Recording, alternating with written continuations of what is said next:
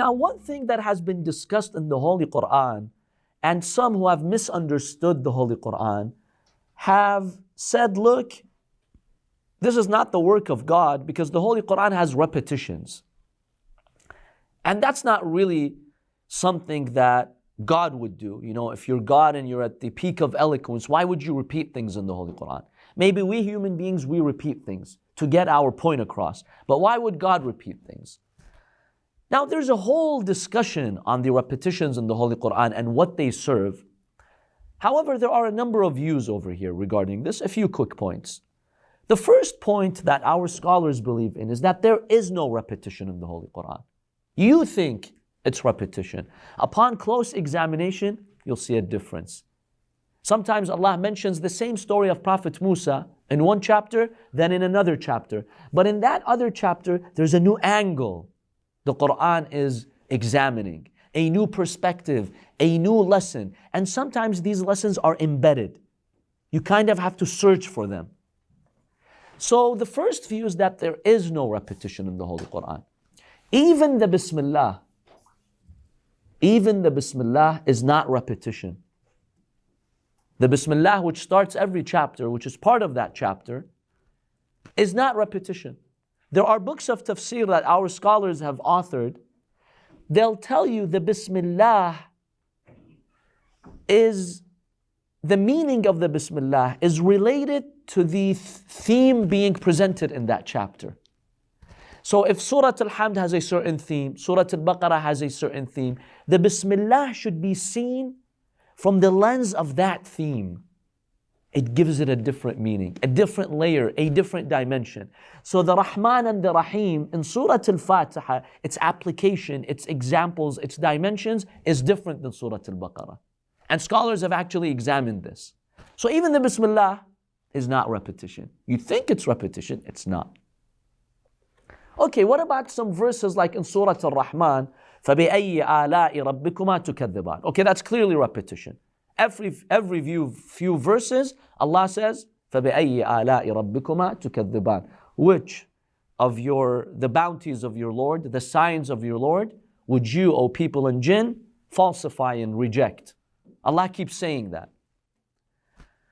Now, assuming we don't accept this first theory, because the proponents of this theory will tell you even this is not repetition, and they'll bring proofs why this is not repetition.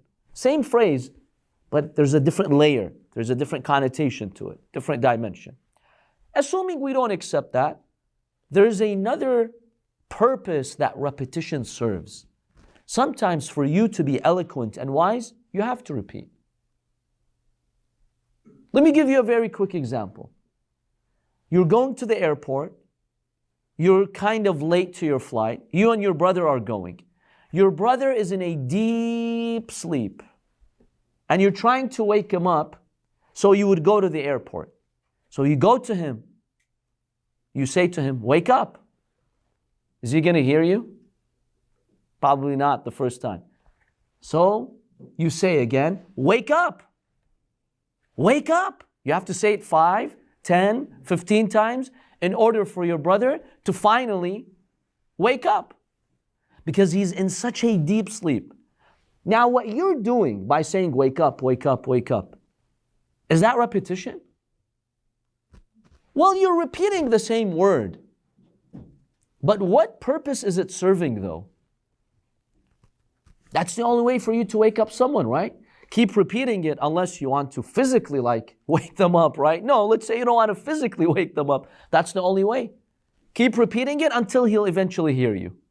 Because if you say it once, he's not going to hear you. If you say it twice, it won't work.